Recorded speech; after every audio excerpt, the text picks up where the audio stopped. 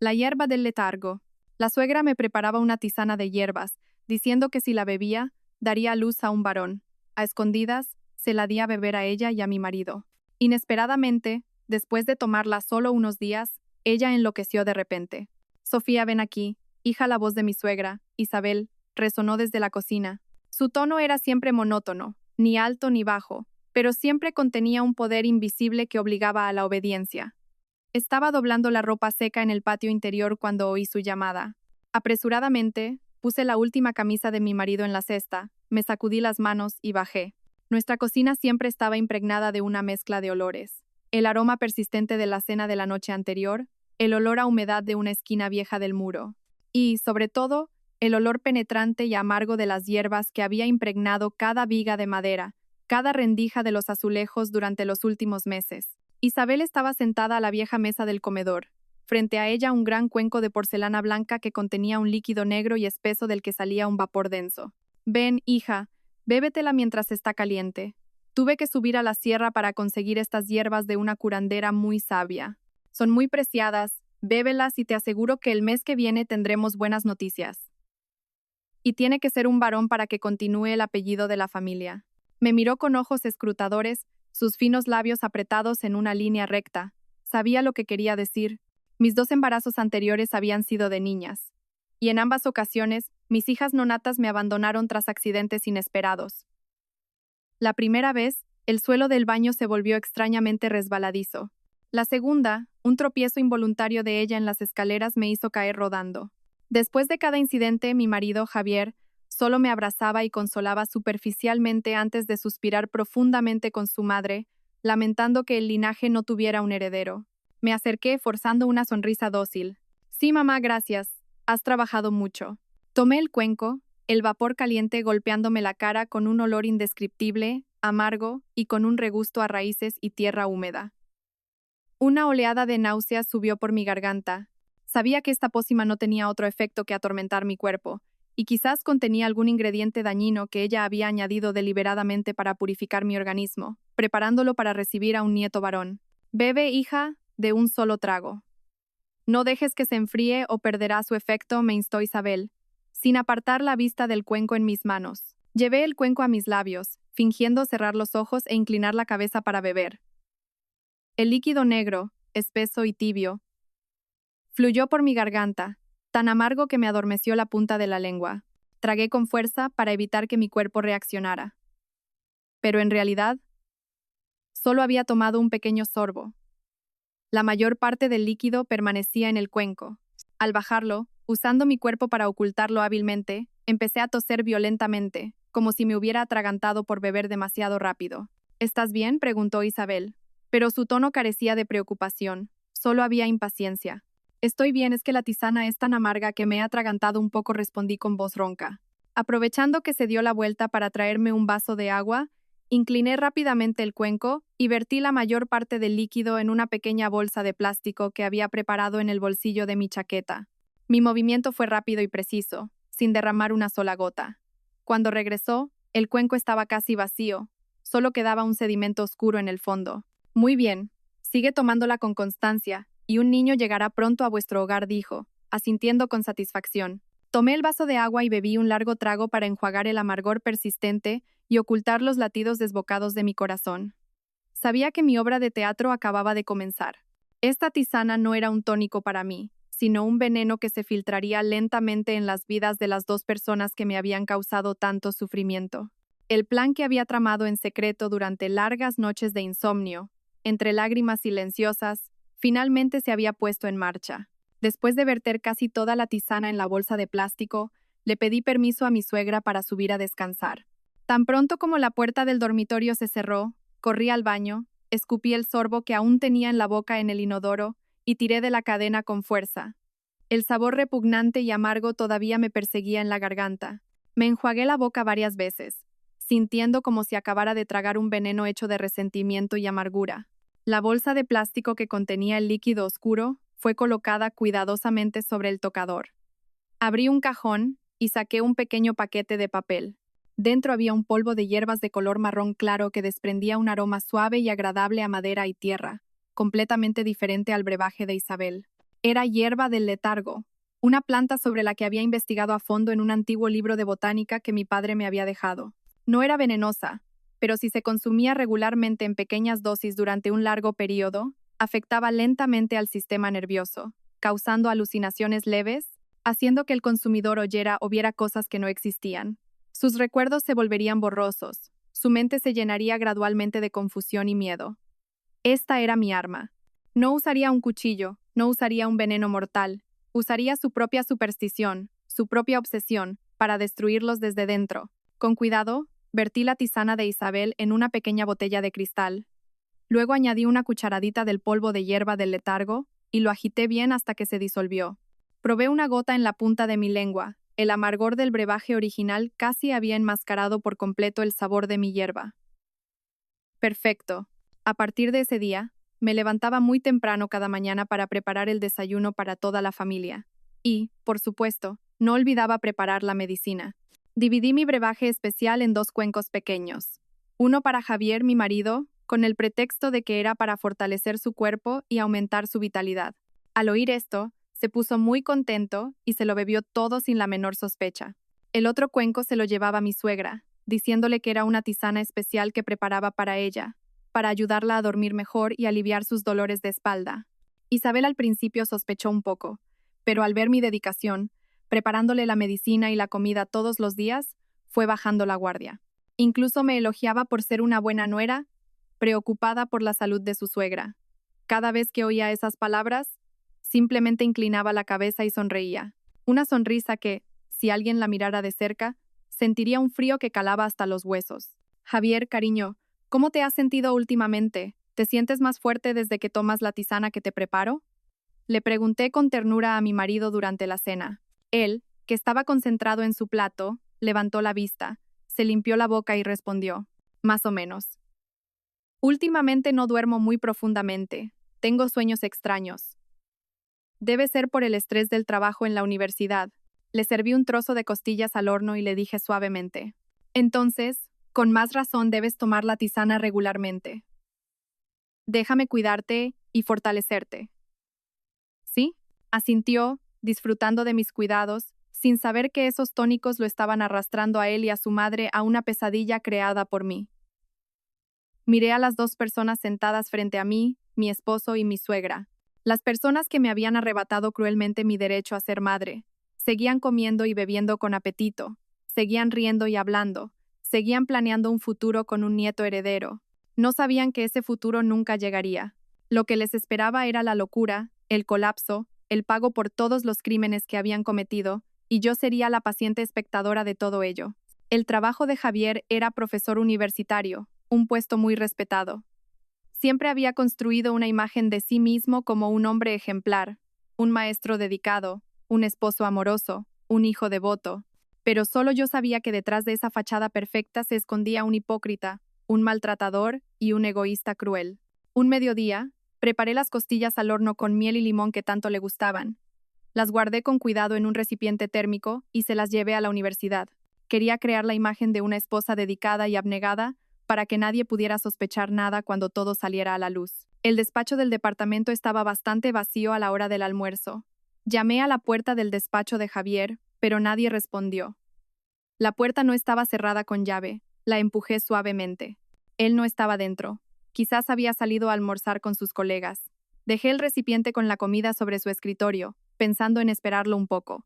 Mi mirada se posó casualmente en la pantalla de su ordenador, que todavía estaba encendida. Una ventana de chat estaba abierta, y el nombre que aparecía en ella hizo que mi corazón se encogiera. Clara, su colega del departamento, una mujer joven, hermosa y que siempre se mostraba muy amable conmigo cada vez que nos veíamos. No pude contener mi curiosidad.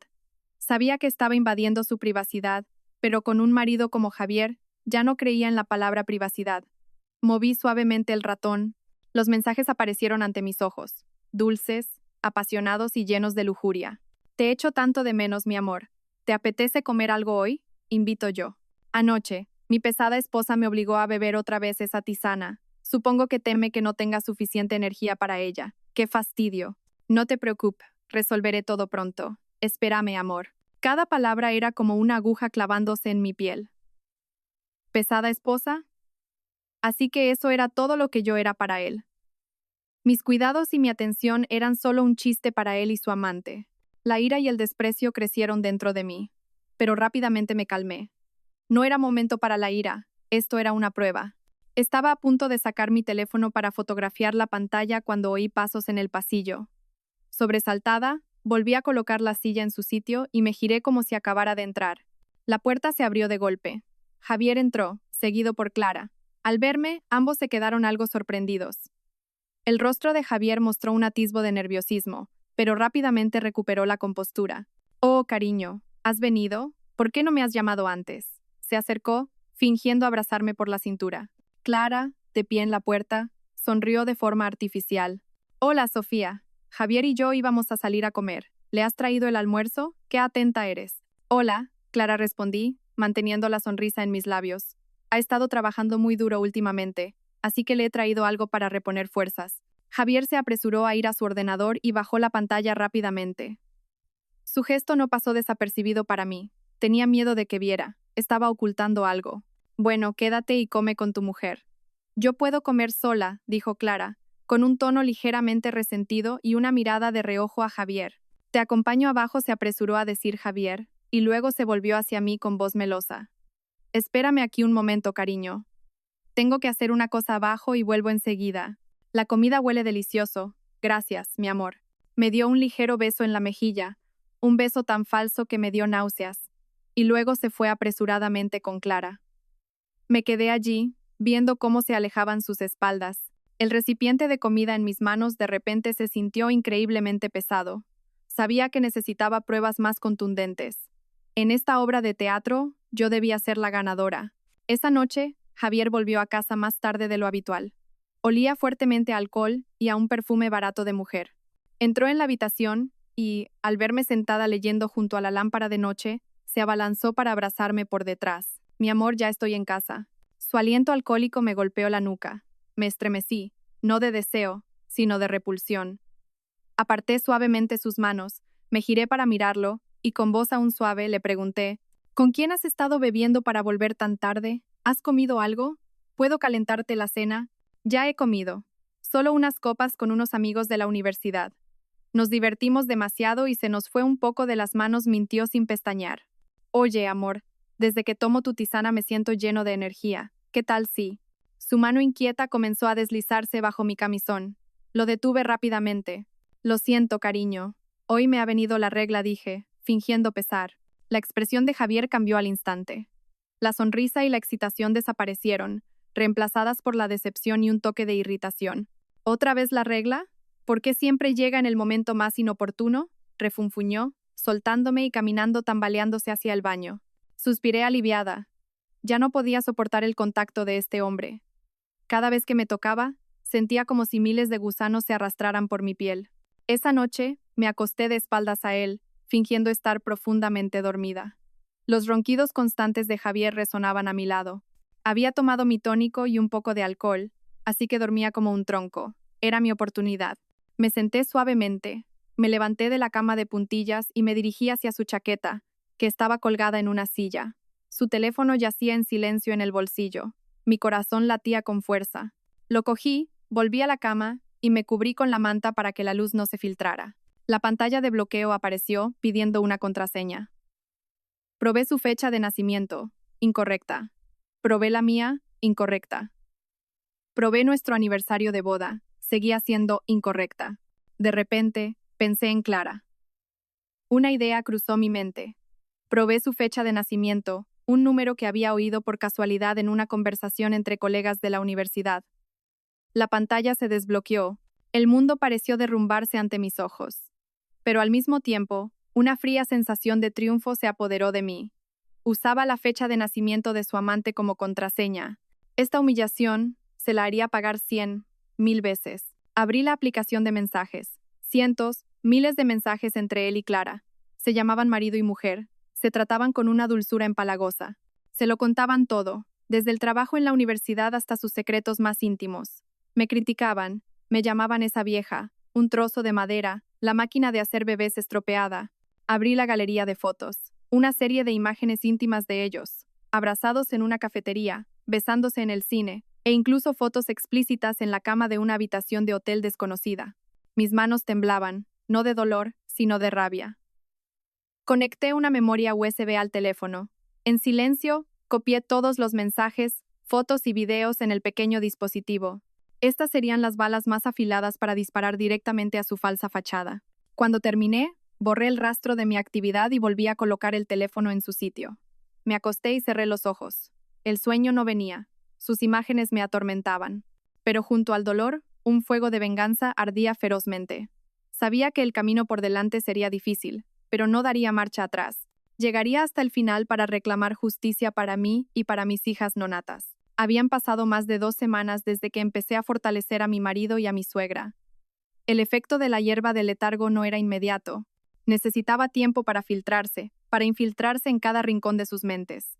Y entonces, esa noche, comenzó el primer acto. Alrededor de las 2 de la madrugada, cuando la casa estaba sumida en el silencio, oí un susurro procedente de la habitación de Isabel, al lado de la mía. Contuve la respiración y escuché. Oí pasos y un murmullo ininteligible. Un momento después, llamó a mi puerta. Javier, Sofía, ¿habéis oído algo? Su voz temblaba ligeramente. Javier dormía profundamente, solo gruñó y se dio la vuelta. Me levanté, me puse una bata fina y abrí la puerta.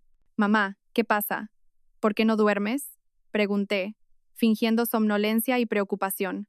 Isabel me miró, su rostro, ya lleno de arrugas, parecía aún más contraído bajo la tenue luz de la lámpara de noche. Sus ojos se movían con inquietud. ¿No lo oyes? El llanto de un bebé. Llevo un rato escuchándolo, una y otra vez. Fingí escuchar atentamente y luego negué con la cabeza.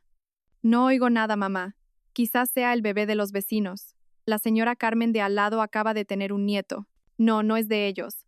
Suena mucho más cerca, como si estuviera aquí, en nuestra casa, insistió, agarrando mi brazo con fuerza. ¿Y si tenemos el alma en pena de un niño aferrada a nosotros? Mi corazón dio un vuelco frío, pero mi expresión se mantuvo perfectamente tranquila. Mamá, no pienses esas cosas. Solo te asustarás a ti misma. Seguramente estás muy cansada y lo has imaginado. Déjame prepararte una tila para que te ayude a dormir.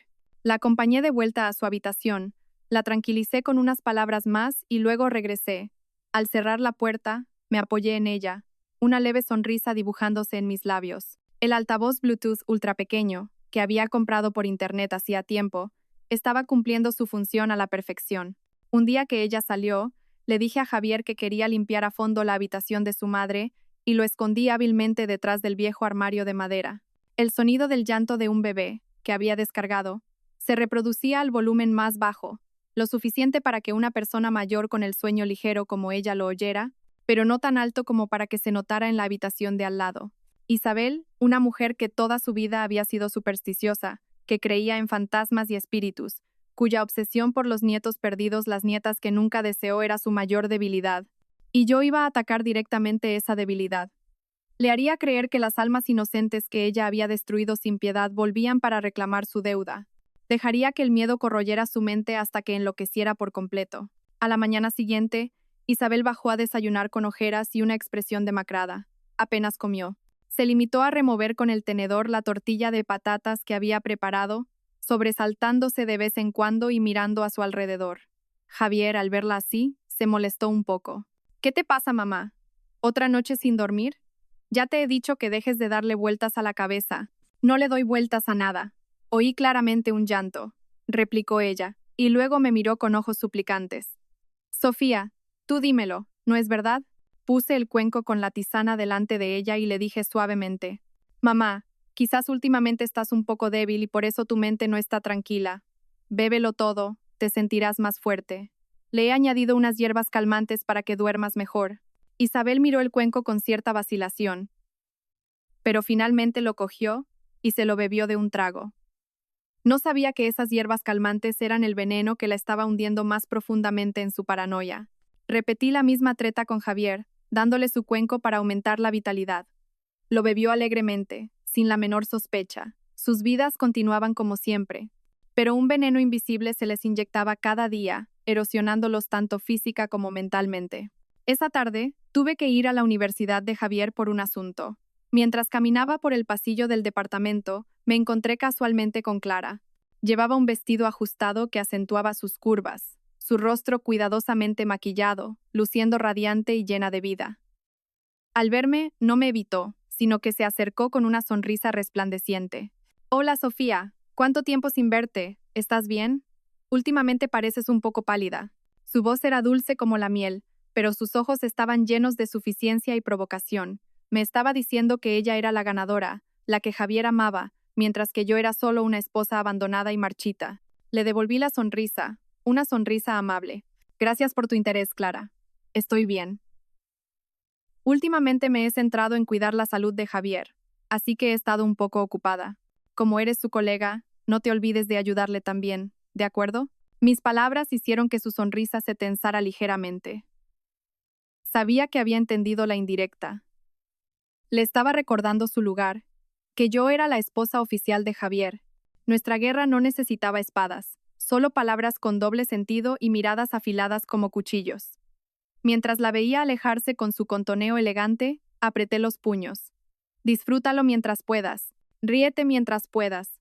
Tu sonrisa pronto se congelará en tus labios, porque no solo destruiré a Javier, sino que te arrastraré a ti también, tú que te uniste a él para pisotear mi felicidad. Las pruebas del teléfono de Javier eran un golpe fuerte, pero sabía que no era suficiente. Necesitaba algo más vívido, más directo, algo que pudiera capturar tanto el sonido como la imagen. Necesitaba convertirme en una observadora invisible, presenciando todos sus pecados. La oportunidad llegó una noche de fin de semana. Javier recibió una llamada, aparentemente un asunto urgente de la universidad. Se cambió de ropa a toda prisa y se fue, olvidando apagar el ordenador en su despacho de casa.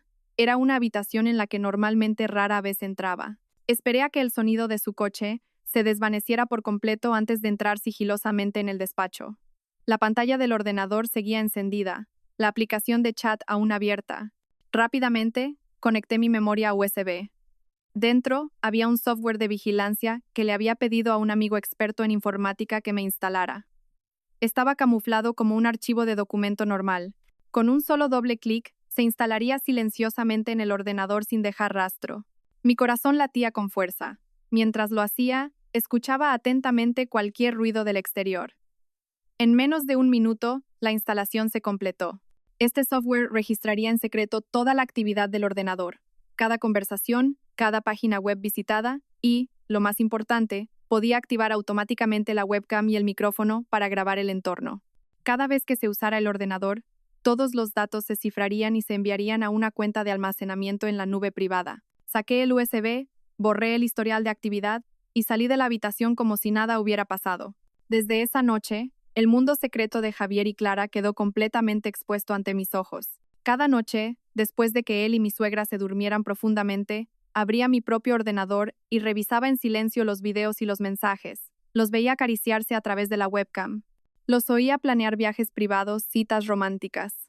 Los oía hablar de mí, de mi suegra, con palabras despectivas y despectivas. Y entonces, una noche, presencié el momento que tanto había estado esperando. En el video grabado, Clara llamó a Javier, su rostro una mezcla de alegría y ansiedad. Javier, cariño, me he hecho la prueba. 2 rayas. Javier se quedó paralizado por un momento, y luego su rostro se relajó en una sonrisa radiante. De verdad, mi amor. ¿Estás embarazada de verdad? Dios mío, es maravilloso. No me lo puedo creer. Cariño, vamos a tener un bebé, dijo Clara con voz entrecortada. Nuestro hijo. Mi hijo, repetía Javier, su rostro rebosante de felicidad. Me senté inmóvil frente a la pantalla. Vi su alegría, una alegría construida sobre mi sufrimiento, sobre las vidas de mis hijos. Esa sonrisa debería haber sido para mí. Ese hijo debería haber sido mío. Los celos y el resentimiento se agitaron en mi interior, pero los reprimí rápidamente. No era momento para la debilidad, era momento para la acción. Su embarazo era una pieza clave en mi partida de ajedrez. Usaría a este mismo niño para desenmascarar la verdadera cara de Javier, un hombre tan obsesionado con tener un hijo varón que llegaba a ser cruel. La alegría de tener un hijo hizo que la relación entre Javier y Clara se volviera aún más apasionada. Javier la consentía en todo. Le transfería dinero constantemente con el pretexto de cuidar de la madre y el bebé. Los videos y mensajes que recopilé estaban llenos de promesas de un futuro feliz. Cuídate mucho, mi amor. Tienes que darme un hijo fuerte y sano. Le llamaremos Alejandro, como el grande, Para que nuestras carreras también prosperen, le dijo Javier a Clara en una videollamada. ¿Y quién te ha dicho que será un niño? ¿Y si es una niña? Dijo Clara con coquetería. Javier se rió, pero pude ver un atisbo de tensión en sus ojos. Un hijo es un hijo, pero el primogénito varón siempre es mejor. ¿No crees? Tú no te preocupes. Cuidaré de ti y del bebé perfectamente. Sin embargo, cuando Clara mencionó el divorcio, Javier empezó a buscar excusas para posponerlo. Poco a poco, cariño. Mi madre no está bien últimamente. No para de decir que oye llantos de bebé por la noche. Está muy alterada. Si le hablo de divorcio ahora, me temo que no lo soportaría. ¿Y piensas dejarme a mí y a tu hijo sin un estatus oficial para siempre? Clara empezó a mostrarse enfadada. Llevo a tu hijo en mi vientre. No puedo permitir que nazca sin un padre reconocido. Para apaciguar a su amante, Javier le hizo todo tipo de promesas. Y Clara, una mujer práctica, no perdió la oportunidad de exigir. Entonces demuéstrame tu amor, dijo. He visto un bolso nuevo en internet. Es precioso. Solo cuesta 3.000 euros. Cómpramelo, sí, como un regalo para nuestro bebé.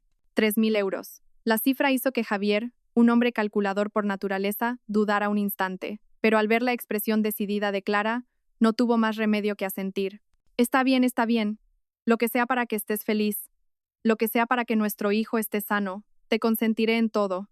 Quedaron en ir a un gran hospital privado el fin de semana para una revisión prenatal, tanto para comprobar la salud del bebé como para hacer una ecografía y saber si era niño o niña.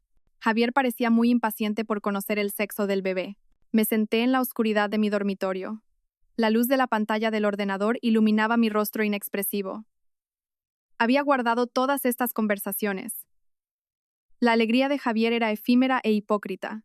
No estaba feliz por ser padre, sino por la posibilidad de tener un hijo varón que continuara su linaje. No mimaba a Clara por amor, sino por el feto que llevaba en su vientre. Conocía bien la naturaleza de este hombre. Si el bebé era un niño, encontraría la manera de divorciarse de mí. Pero si era una niña, esbocé una sonrisa fría. La mejor parte de la obra aún estaba por llegar. Esperaría pacientemente a ver qué haría ese hombre ejemplar, ese respetado profesor, con su propia sangre cuando supiera la verdad. El telón de su farsa moral estaba a punto de caer. Los llantos invisibles nocturnos se habían convertido en una obsesión constante para Isabel. Estaba cada vez más demacrada, se irritaba sin motivo y vivía en un estado de ansiedad perpetua.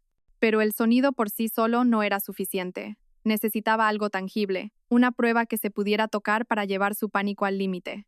Abrí una vieja caja de madera escondida en el fondo de mi armario. Dentro estaban los pocos objetos que pertenecieron a mis hijas nonatas. Cogí un pequeño sonajero de plata, con una delicada flor de almendro grabada en él. Fue un regalo que mi padre le hizo a mi primera hija. Un regalo que ella nunca llegó a ver. Mis dedos rozaron suavemente su superficie fría. Los dolorosos recuerdos volvieron a aflorar. Recordaba vívidamente aquel día, el suelo del baño anormalmente resbaladizo y la caída que me arrebató a mi hija. También recordaba la fugaz sonrisa de satisfacción en el rostro de Isabel cuando el médico anunció que había perdido el bebé. Le devolvería ese dolor, poco a poco.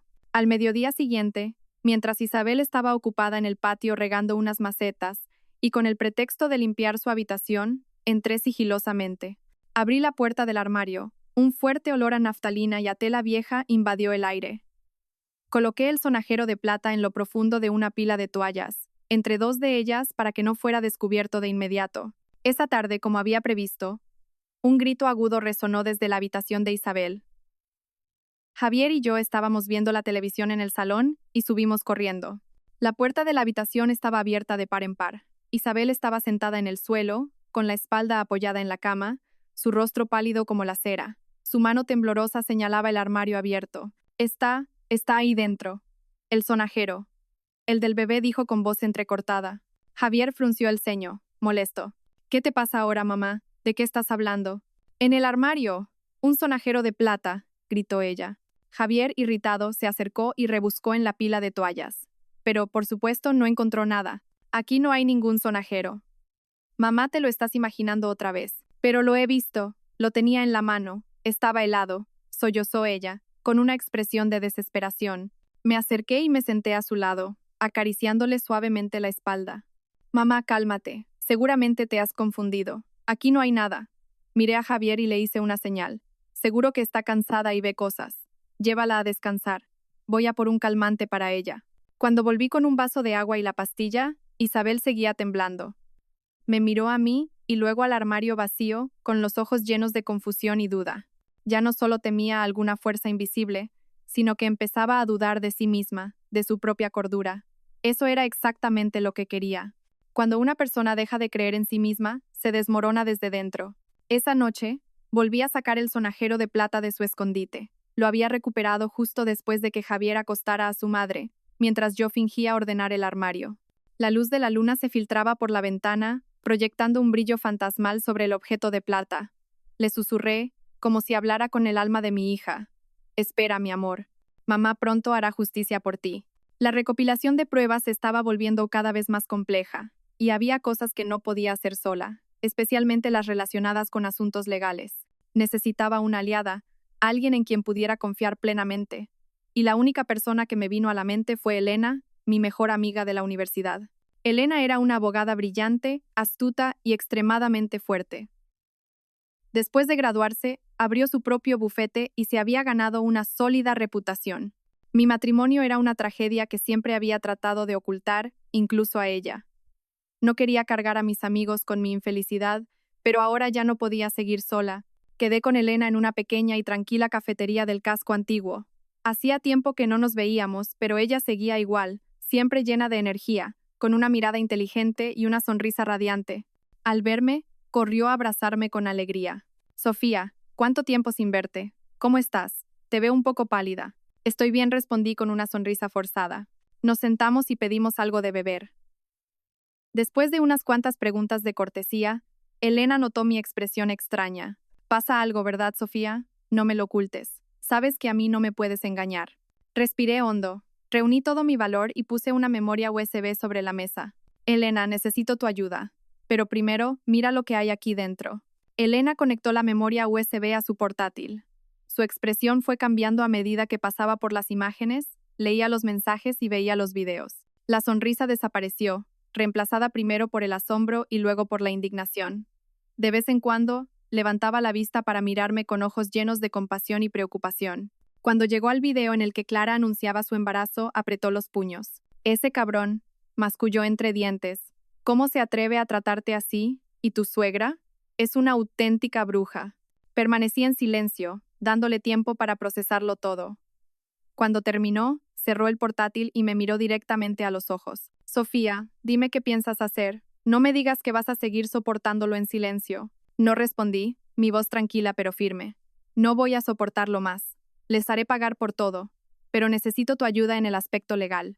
Le conté a Elena todo mi plan, desde el intercambio de las tisanas y el tormento psicológico a mi suegra, hasta la instalación del software de vigilancia. Elena escuchó atentamente cada palabra. Su mirada se llenaba cada vez más de admiración y determinación. Lo has hecho muy bien, Sofía dijo, tomando mi mano. Ya no eres la chica débil que conocí. No te preocupes, yo me encargo del resto. Con estas pruebas, podemos arruinarle la vida. Pero necesitamos algo más, un golpe de gracia. ¿Qué quieres decir? Pregunté. Elena se acercó a mi oído. Es un machista obsesionado con tener un varón, ¿verdad? Apuesto a que si el bebé de esa chica resulta ser una niña, no la dejará en paz. Te ayudaré a conseguir pruebas de que la obliga a abortar. Eso sería un crimen innegable. Desenmascararía por completo su falsa moral. Esperemos a este fin de semana, después de que vayan a la ecografía. El plan de Elena me estremeció por su audacia, pero era exactamente lo que necesitaba. Con Elena a mi lado, ya no me sentía sola. El fuego de la venganza en mi interior ardía con más fuerza que nunca. Ese fin de semana, viví en un estado de expectación. No salí de casa, me limité a hacer las tareas domésticas, preparar las tisanas y cuidar de mi suegra, cada vez más paranoica. Pero mi mente estaba constantemente con Javier y Clara. Cada llamada telefónica, cada notificación de mensaje en mi ordenador, hacía que mi corazón se acelerara. El domingo, Javier nos dijo a su madre y a mí que tenía una reunión de última hora en la universidad y que estaría fuera todo el día. Sabía que mentía. Era el día en que llevaba a Clara a la revisión prenatal. Simplemente sonreí y le dije que tuviera cuidado en la carretera y que comiera bien. Mi actitud dócil no le hizo sospechar lo más mínimo. Al atardecer, Javier regresó. No parecía contento. Estaba callado e irritable, y no respondía a ninguna pregunta. Supe que ya tenían los resultados de la ecografía y que no eran los que él esperaba. Esa noche, no tuve que esperar a que Javier se durmiera. Él mismo se encerró en su despacho, cerrando la puerta de golpe. Inmediatamente, encendí mi ordenador. El software de vigilancia había enviado una nueva grabación de audio y video. Me puse los auriculares. Era una llamada entre Javier y Clara. La voz de Javier ya no era dulce y cariñosa, sino fría y cortante. ¿Cómo que es una niña? ¿Estás segura de que el médico no se ha equivocado? No lo sé. El médico dijo que estaba seguro de que era una niña. La voz de Clara era débil, parecía que estaba llorando. ¿Una niña? ¿Para qué sirve una niña? Ya tengo una mujer que no sabe parir, y ahora tú también, ¿tienes que deshacerte de ella? ¿Qué estás diciendo? Es tu hija. ¿Cómo puedes ser tan cruel? ¿Hija? ¿De qué sirve una niña? Escúchame bien. O abortas y te daré una suma de dinero, o te la quedas. La crías tú sola y no esperes que la reconozca jamás. Elige. La llamada terminó con el sollozo desconsolado de Clara y el frío pitido de la línea de Javier. Me quité los auriculares, sintiendo un escalofrío. Aunque lo había previsto, escuchar esas palabras tan crueles de su propia boca me dejó conmocionada. Estaba dispuesto a deshacerse de su propia sangre solo porque no era del sexo que él deseaba. A la mañana siguiente, recibí una llamada de Elena. Tengo algo para ti, su voz sonaba triunfante. Ayer hice que alguien lo siguiera hasta una clínica privada, y esta mañana, Clara ha vuelto sola. Ya tengo una copia de su historial médico. Se ha sometido a un aborto. Todos los documentos, con su firma, están aquí. Elena lo había conseguido. Tenía la prueba decisiva, la prueba del crimen final de Javier. Sostuve el teléfono, con la mano temblorosa. Todo estaba listo. Todas las piezas de mi plan de venganza estaban en su lugar. Desde el video de la infidelidad, los mensajes insultantes, la prueba del aborto forzado, hasta el estado mental cada vez más deteriorado de mi suegra, todo estaba en mis manos. Miré por la ventana. El cielo estaba gris, anunciando una tormenta inminente, al igual que las vidas de Javier y su madre. Una tormenta creada por mí estaba a punto de desatarse, y lo arrasaría todo. El ambiente en casa se volvió cada vez más sofocante después del aborto de Clara. Javier se volvió taciturno e irritable. Desahogaba su ira en todo lo que le rodeaba, desde la comida que yo cocinaba hasta el volumen del televisor. Ya no estaba ocupado con su amante de una manera alegre, sino ocupado resolviendo los problemas que él mismo había creado. Sabía que Clara no era de las que se rinden fácilmente. Seguramente estaba exigiendo una compensación considerable. Esto, a su vez, me favorecía. Mientras Javier estuviera sumido en su propio caos, no tendría tiempo para prestar atención al comportamiento cada vez más extraño de su madre. Era hora de aumentar la dosis de mi drama. El llanto de un bebé ya no era suficiente. Necesitaba algo más directo, más inquietante. Cambié el audio del altavoz Bluetooth. Esta vez no era solo un llanto, sino el susurro de un niño. Una voz clara y fantasmal que repetía una y otra vez la misma frase. Abuela, devuélveme a mis hijos. Abuela. Esa noche, el efecto fue más rápido de lo que esperaba. Poco después de la medianoche, un fuerte estruendo provino de la habitación de Isabel, seguido de gritos de pánico. Vete, vete de aquí, no me atormentes más. Javier y yo corrimos a su habitación. La escena que nos encontramos dejó a Javier sin palabras. El jarrón de cerámica de Talavera que acababa de regalarle a su madre estaba hecho añicos en el suelo. Isabel estaba de pie en medio de la habitación, con el pelo revuelto, las manos en la cabeza y la mirada perdida en una esquina vacía de la pared. «Mamá, ¿qué demonios estás haciendo ahora?», rugió Javier, su frustración alcanzando el punto de ebullición. Está ahí, en esa esquina». Isabel señaló con mano temblorosa. «Me llama abuela. Me pide que le devuelva a sus hijos. Javier, sálvame. Ahí no hay nadie». «¿Te has vuelto loca?». Javier perdió la paciencia. La agarró por los hombros y la sacudió con fuerza. «Despierta. Deja de ver fantasmas por todas partes. Estoy harto». «Pero es verdad.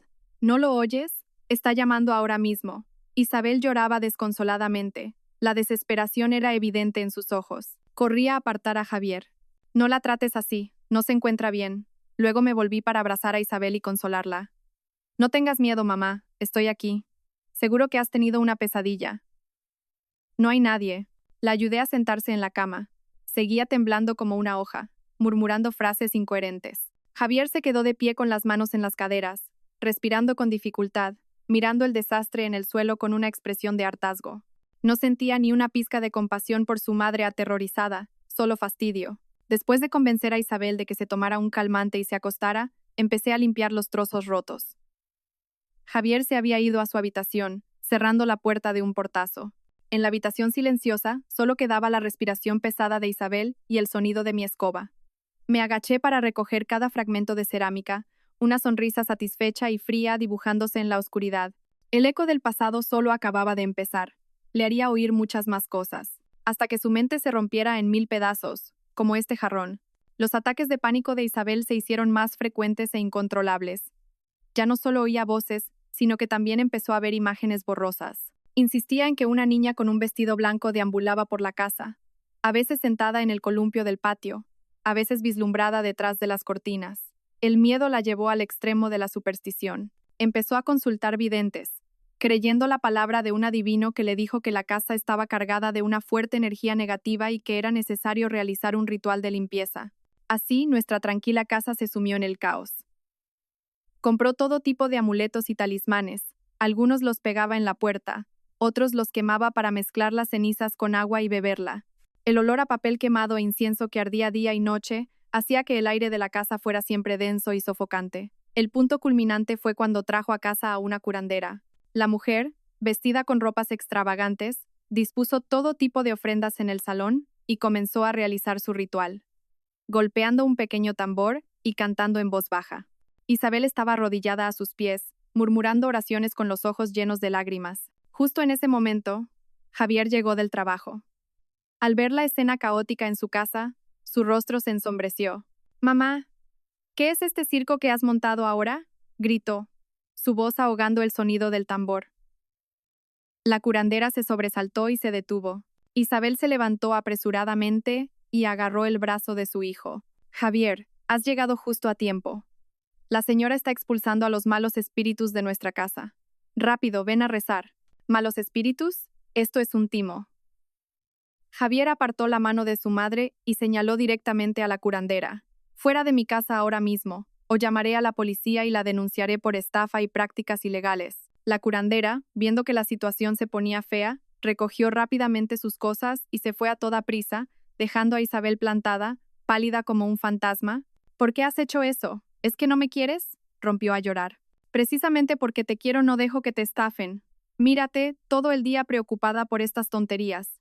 El dinero que te doy es para que comas y te mediques, no para que se lo regales a timadores», le espetó Javier. La presión del trabajo, de Clara, y ahora de su propia madre lo habían convertido en una bomba a punto de estallar. Pero ella dijo que solo con el ritual se irían. «¿Irse a dónde? Aquí no hay nadie que tenga que irse a ninguna parte», gritó Javier antes de subir directamente a su habitación, sin decir una palabra más. Isabel se derrumbó en el sofá, llorando en silencio. El miedo a los fantasmas y la ira de su hijo la habían hundido por completo. Salí de la cocina con una fuente de fruta y la dejé suavemente sobre la mesa. «No esté triste por lo de Javier, mamá. Últimamente está muy estresado en el trabajo, por eso se enfada con facilidad. Coma un poco de fruta para reponer fuerzas», dije en voz baja. Levantó la vista hacia mí, con los ojos enrojecidos y llenos de impotencia. «Sofía, dime, ¿qué hago ahora? Tengo tanto miedo. ¿Por qué no vamos mañana a la iglesia a encender una vela y rezar? Un lugar sagrado le traerá paz, quizás se sienta mejor», sugerí. Asintió sin pensar. Sabía que ni la iglesia ni los curanderos podrían ayudarla, porque el único fantasma en esta casa estaba de pie justo frente a ella, pelándole amablemente un trozo de manzana. Y ese fantasma llevaba mi nombre. La visita a la iglesia no solo no ayudó a Isabel a sentirse mejor, sino que pareció empeorar su estado. Quizás el ambiente tranquilo y solemne del lugar sagrado le evocó aún más pensamientos sobre el más allá, sobre el karma y el castigo divino. Regresó más silenciosa y asustada que antes. Creía que sus pecados eran demasiado grandes, que ni Dios podía salvarla. Unos días después, acudió a una médium famosa en la región, de quien se decía que podía hablar con los muertos. Después de una sesión de espiritismo, regresó con una expresión de terror mezclada con una extraña convicción. «Ha hablado», agarró la mano de Javier en cuanto entró por la puerta. «Dijo que me odia, dijo que maté a sus hijos 2 veces, y ahora quiere que pague con mi vida». Javier apartó la mano de su madre con cansancio. Ya estaba demasiado acostumbrado a estas historias fantásticas. «Mamá, déjalo ya. No quiero oír más». «No, esta vez es verdad. La medium dice que necesitamos un gran ritual de liberación, muy costoso. Si no, una gran desgracia caerá sobre nuestra familia, dijo con voz apremiante. ¿Cuánto de costoso?, preguntó Javier con indiferencia. La médium disque, 10.000 euros. La cifra hizo que Javier, que se estaba quitando los zapatos, se enderezara de golpe. ¿Qué? ¿10.000 euros? ¿Estás loca? ¿Crees que soy un cajero automático? Pero es la única manera de salvarnos a todos, hijo, suplicó Isabel llorando. Si no me ayudas, me llevará con ella. No tengo ese dinero, así que no sueñes. Le espetó Javier, dándose la vuelta para irse. Su acción pareció ser la gota que colmó el vaso de la paciencia de Isabel. El miedo extremo se transformó en una temeridad demencial. Corrió a la cocina y, cuando regresó, sostenía un cuchillo de pelar fruta, brillante y afilado. Se colocó la hoja contra su propio cuello. «Si no me das el dinero, me mato aquí mismo para que lo veas», gritó, su rostro envejecido contraído, sus ojos desorbitados. Javier y yo nos quedamos atónitos. No esperaba que fuera capaz de un acto tan drástico. Javier se puso pálido como el papel. Podía ser un maltratador con su esposa, cruel con su amante, pero no podía permitir que su madre se suicidara delante de él. Sería el pecado imperdonable de la falta de piedad filial. La reputación que había construido durante toda su vida quedaría destruida. «Mamá, baja el cuchillo». «¿Qué estás haciendo?», tartamudeó. «Dame el dinero.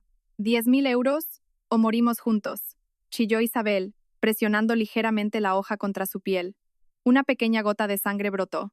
Está bien, te lo daré, pero baja el cuchillo», gritó Javier aterrorizado. No tenía otra opción.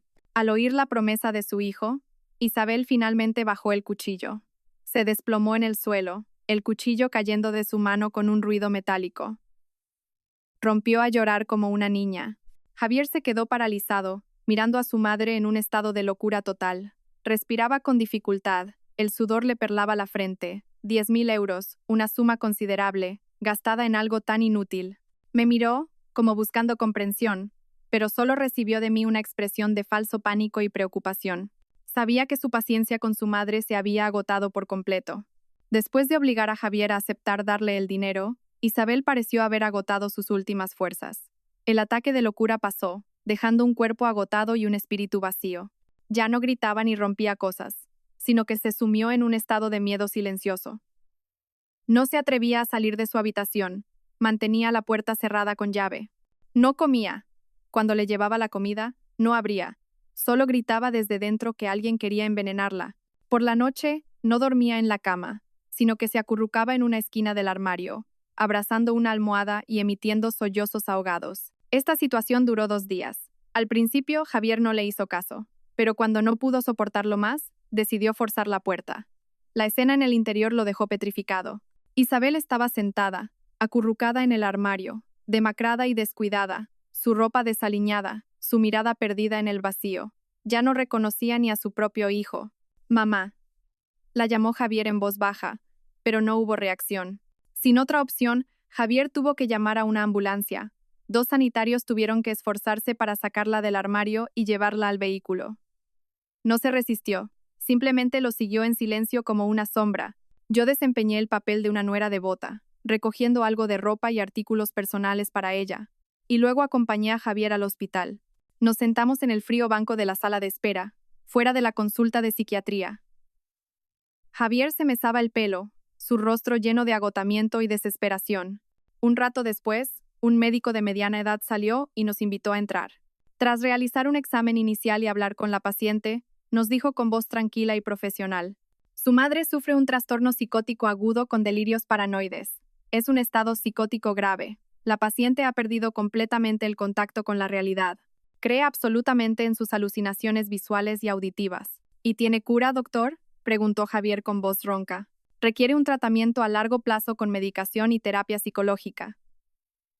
Por ahora, es necesario que ingrese en el hospital para que podamos monitorizarla y estabilizar su estado. La familia debe prepararse. Este proceso puede ser largo». Javier asintió en silencio y firmó los papeles de ingreso. Todos los trámites se completaron. Isabel fue llevada a la unidad de hospitalización, un lugar de acceso restringido, completamente aislado del mundo exterior. Mientras veíamos cómo su espalda encorvada y frágil era guiada por las enfermeras por el pasillo blanco, puse suavemente mi mano en el brazo de Javier y dije con voz compasiva: «Pobre mamá». Javier suspiró profundamente, un suspiro que parecía liberar una carga enorme. No dijo nada, pero yo sabía lo que estaba pensando. Para él, esto no era una tragedia, sino una liberación. Se había deshecho de su molesta madre, enviándola a un lugar donde ya no podría molestarlo más.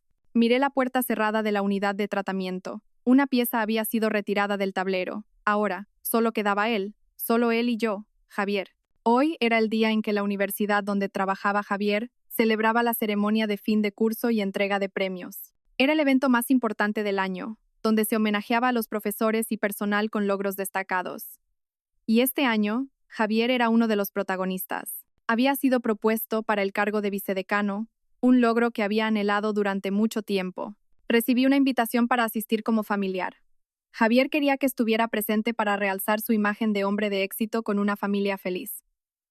Por supuesto, no podía rechazar una oportunidad tan buena. Elegí un elegante vestido de seda de color verde jade, un maquillaje discreto y el pelo recogido en un moño. Quería parecer la esposa perfecta, culta, elegante y un pilar de apoyo para su marido. Cuando bajé, Javier me miró con satisfacción. El problema de su madre estaba resuelto, su carrera estaba en ascenso. Parecía haber olvidado todas sus preocupaciones. El gran auditorio de la universidad estaba espléndidamente decorado y lleno de dignatarios, profesores y estudiantes de honor. El ambiente era extremadamente solemne. Me senté en la primera fila, reservada para las familias, y observé en silencio. Javier estaba sentado en la fila de honor, con la espalda recta y una expresión radiante, saludando constantemente a la gente a su alrededor. Viéndolo tan distinguido con su traje elegante, nadie podría imaginar lo sucia que era su verdadera naturaleza. La ceremonia se desarrolló según lo previsto. Después de los largos discursos de la dirección, llegó el momento más esperado, la entrega de premios a las personas destacadas. El nombre de Javier fue anunciado entre un caluroso aplauso. Subió al escenario para recibir su nombramiento y un ramo de flores frescas. Incluso fue invitado a decir unas palabras. Distinguidas autoridades, queridos profesores y profesoras, estimados estudiantes, su voz resonó, elocuente y llena de falsa emoción. Habló de la ética docente, de la responsabilidad con las generaciones futuras, de la dedicación incansable. Abajo, todos escuchaban atentamente, asintiendo con admiración. Sentada allí, sentí una ironía abrumadora. Después de la intervención de Javier, la ceremonia continuó homenajeando a otros profesores destacados.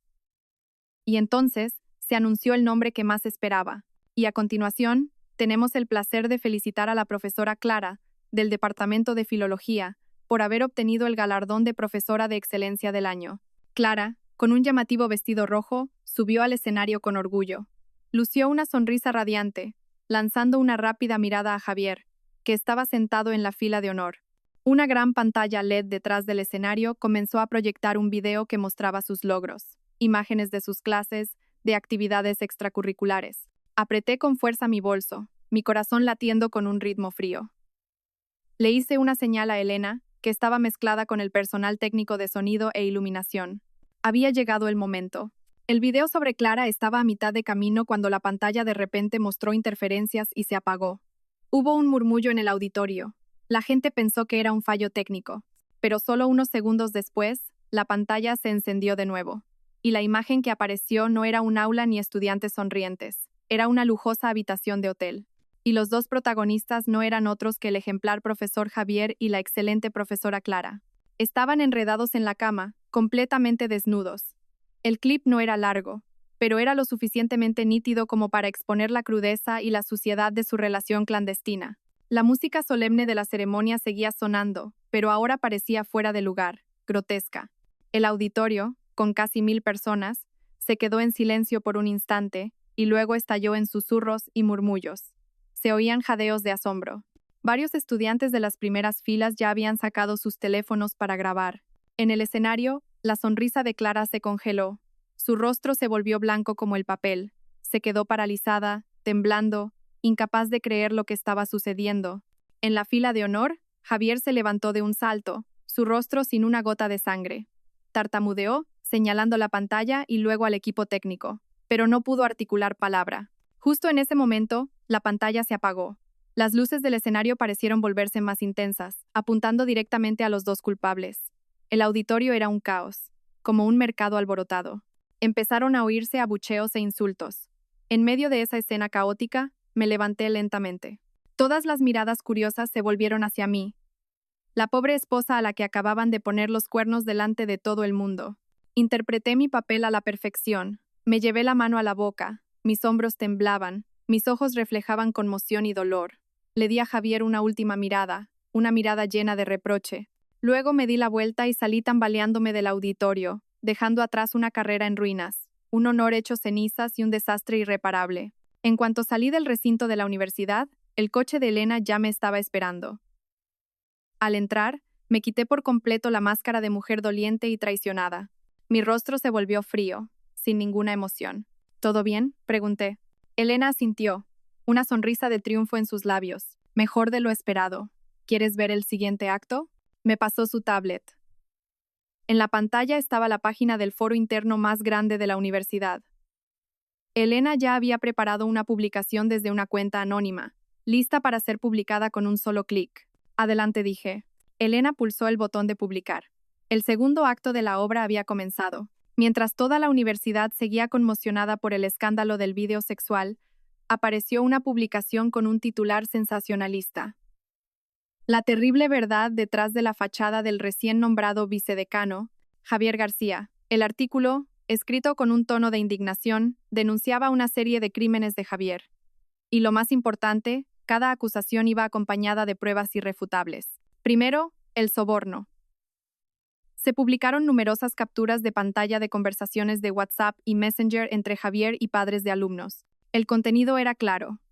Regateo de notas, promesas de favoritismo en los exámenes, acompañadas de capturas de pantalla de transferencias bancarias por sumas considerables. Estas pruebas las había recopilado de su ordenador y a través de algunos estudiantes a los que Elena había contactado en secreto, víctimas que nunca se habían atrevido a hablar. A continuación, la violencia doméstica. Se publicaron varias fotos de moratones en mis brazos y espalda.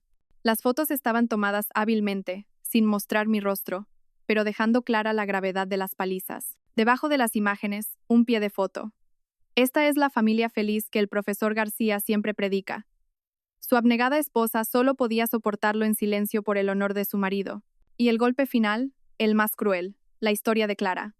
Se publicó la grabación completa de la llamada en la que Javier la obligaba a abortar. Su tono despiadado, sus palabras despectivas. ¿Una niña? ¿Para qué sirve una niña?, resonaban con claridad.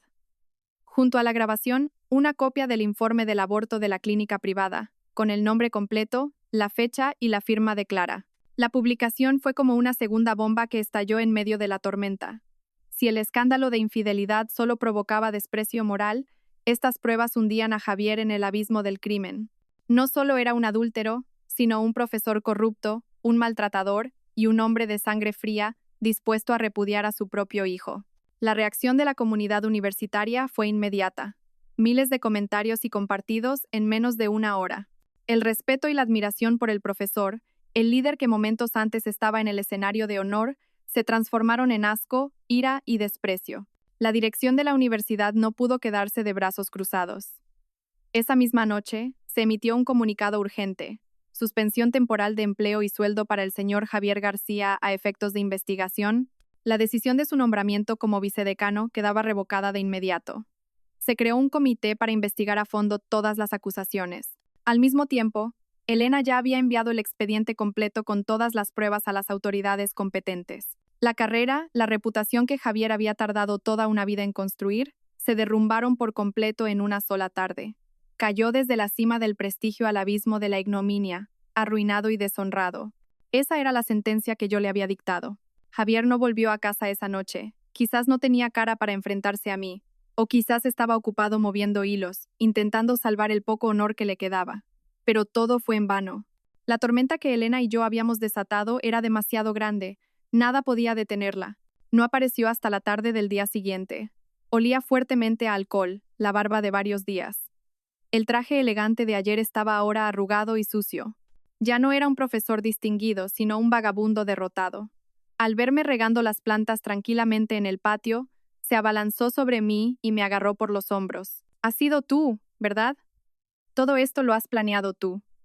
Sus ojos estaban inyectados en sangre. No sentí miedo.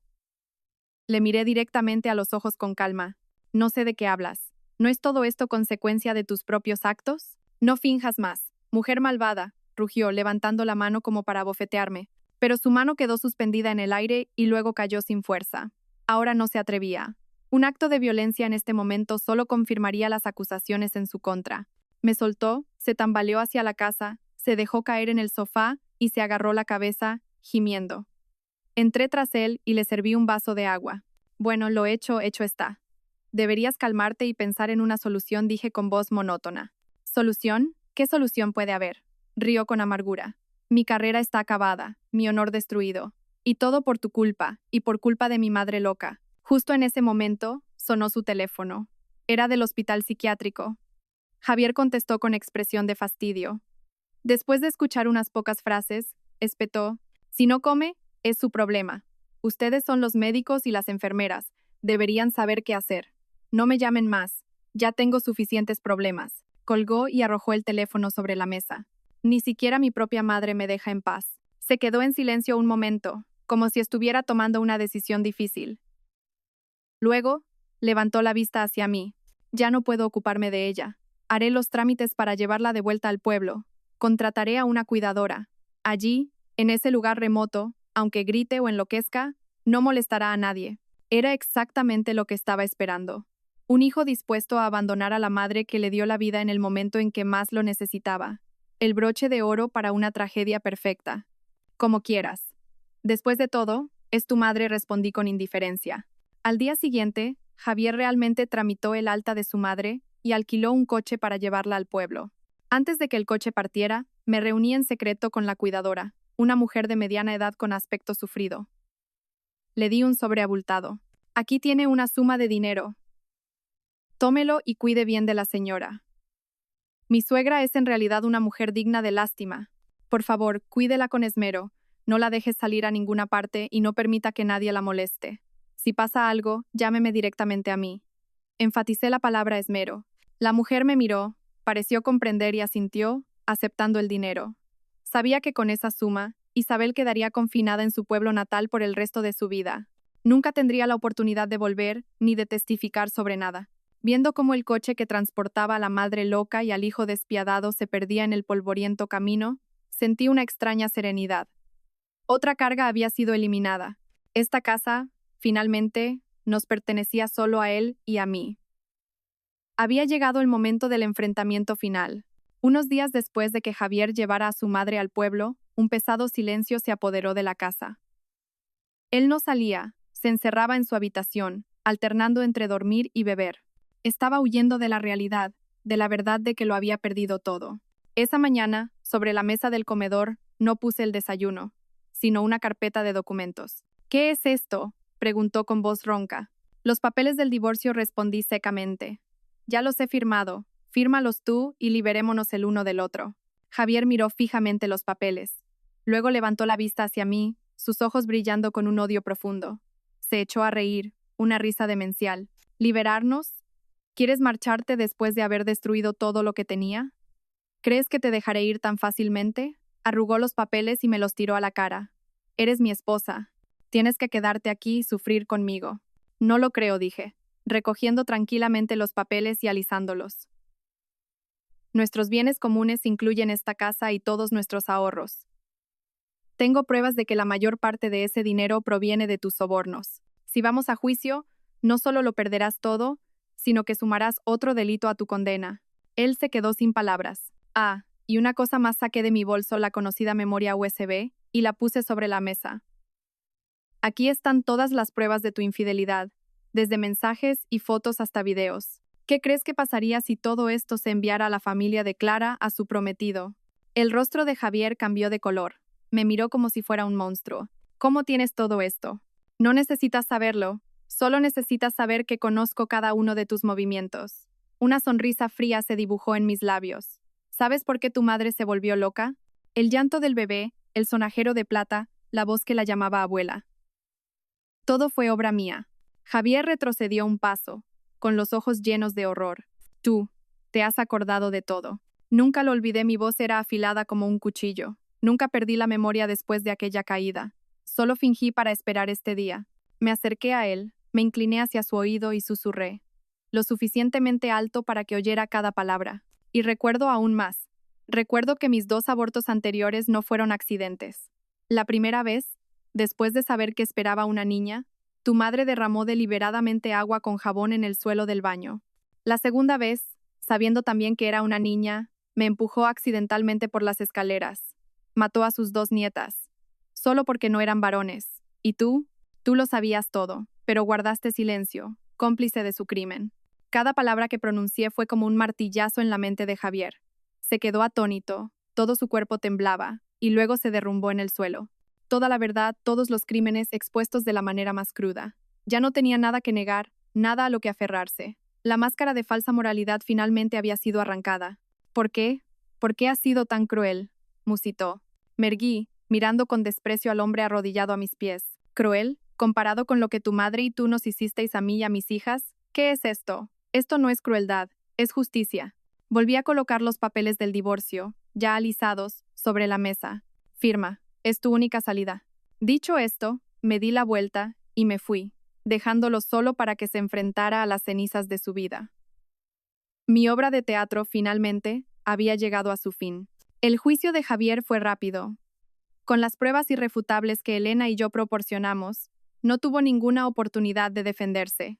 El tribunal lo condenó a varios años de prisión por los delitos de soborno y violencia doméstica. Todos sus bienes ilícitos fueron confiscados. La casa, según la sentencia de divorcio, me fue adjudicada a mí. El día que se llevaron a Javier a la cárcel, no fui. Solo observé desde la distancia, desde una colina con vistas al juzgado. Vi su figura encorvada y abatida, mientras 2 policías lo metían en un furgón. La vida del hombre que una vez lo fue todo para mí había terminado así. En cuanto a Isabel, pasó el resto de sus días en una institución psiquiátrica en su pueblo. Nadie la visitaba, nadie se preocupaba por ella. Vivía en su propio mundo de delirios, eternamente atormentada por los llantos y las sombras de las nietas que había rechazado con tanta crueldad. Esa fue la cárcel sin barrotes que yo le había reservado. Cuando todo terminó, vendí la casa. Utilicé parte del dinero para hacer donaciones, ayudando a madres solteras y a niños huérfanos. Con el resto, viajé a todos los lugares que siempre había soñado visitar. Me instalé para pasar mis últimos días en una pequeña casa junto al mar, donde podía escuchar el sonido de las olas cada día. Me sentaba en el porche, en un balancín mirando hacia el horizonte lejano, donde el mar y el cielo se fundían en uno. En un duermevela, vi a mis padres sonriéndome. Y entonces 2 niñas preciosas con vestidos blancos inmaculados corrieron hacia mí y me tomaron de la mano. Mamá, vamos a casa. Sonreí, una sonrisa de verdadera satisfacción y felicidad. Tomé las manos de mis hijas. El dolor físico se desvaneció, dejando solo calidez y paz. Por fin, me había reunido con mi familia. Se había hecho justicia, y mi alma, finalmente, había sido liberada.